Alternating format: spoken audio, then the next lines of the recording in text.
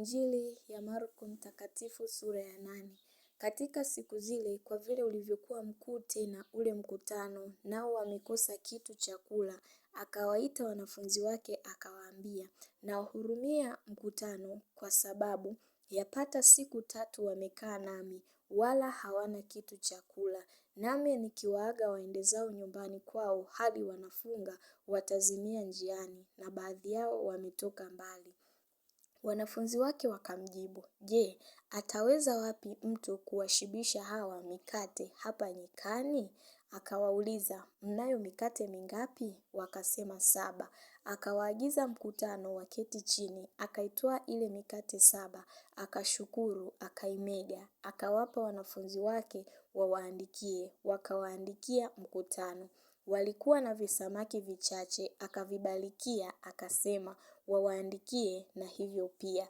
Wakala wakashiba, wakakusanya mabaki ya vipande vya mikate, makanda 7, na watu waliokula wapata 4,000. Akawaaga. Mara akapanda chomboni pamoja na wanafunzi wake, akaenda pande za Dalmanutha. Wakatokea Mafarisayo, wakaanza kuhojiana naye, wakitafuta kwake ishara itokayo mbinguni, wakimjaribu. Akaugua rohoni mwake, akasema, mbona kizazi hiki chatafuta ishara? Amin nawaambieni, hakitapewa ishara kizazi hiki. Akawaacha, akapanda tena chomboni, akaenda zake hata ng'ambo. Wakasahau kuchukua mikate, wala chomboni hawana ila mkate mmoja tu. Akawaagiza akasema, angalieni, jihadharini na chachu ya Mafarisayo na chachu ya Herode. Wakabishana wao kwa wao kwa kuwa hawana mikate. Naye Yesu akatambua, akawaambia, mbona mnabishana kwa sababu hamna mikate? Hamfahamu bado wala hamjaelewa? Je, mioyo yenu ni mizito?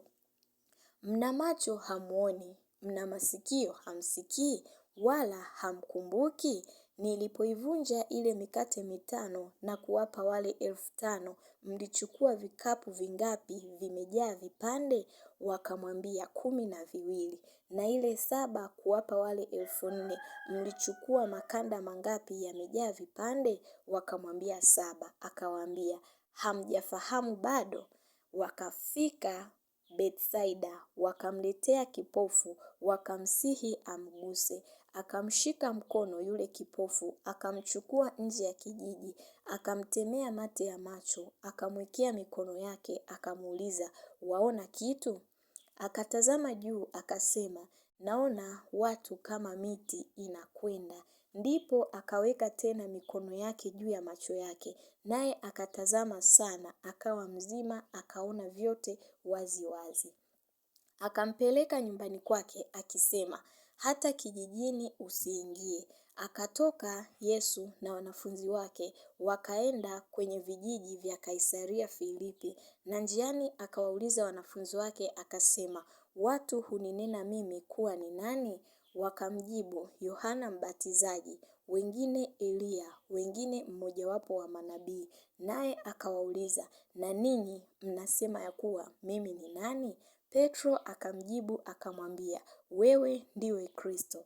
Akawaonya wasimwambie mtu habari zake. Akaanza kuwafundisha kwamba imempasa mwana wa Adamu kupatikana na mateso mengi na kukataliwa na wazee na wakuu wa makuhani na waandishi na kuuawa, na baada ya siku 3 kufufuka. Naye alikuwa akinena neno hilo wazi wazi. Petro akamchukua, akaanza kumkemea. Akageuka, akawatazama wanafunzi wake, akamkemea Petro, akasema, nenda nyuma yangu Shetani, maana huyawazi yaliyo ya Mungu bali ya wanadamu. Akawaita mkutano pamoja na wanafunzi wake, akawaambia, mtu yeyote akitaka kunifuata na ajikane mwenyewe, ajitwike na msalaba wake anifuate. Kwa kuwa mtu atakaye kuiponya nafsi yake ataiangamiza, na mtu atakayeiangamiza nafsi yake kwa ajili yangu na kwa ajili ya Injili, huyu ataisalimisha. Kwa kuwa itamfaidia mtu nini kuupata ulimwengu wote akipata hasara ya nafsi yake? Ama mtu atoe nini badala ya nafsi yake? Maana kila mtu atakayenionea haya mimi na maneno yangu katika kizazi hiki cha uzinzi na dhambi, Mwana wa Adamu atamwonea haya mtu huyo atakapokuja katika utukufu wa Baba yake pamoja na malaika watakatifu.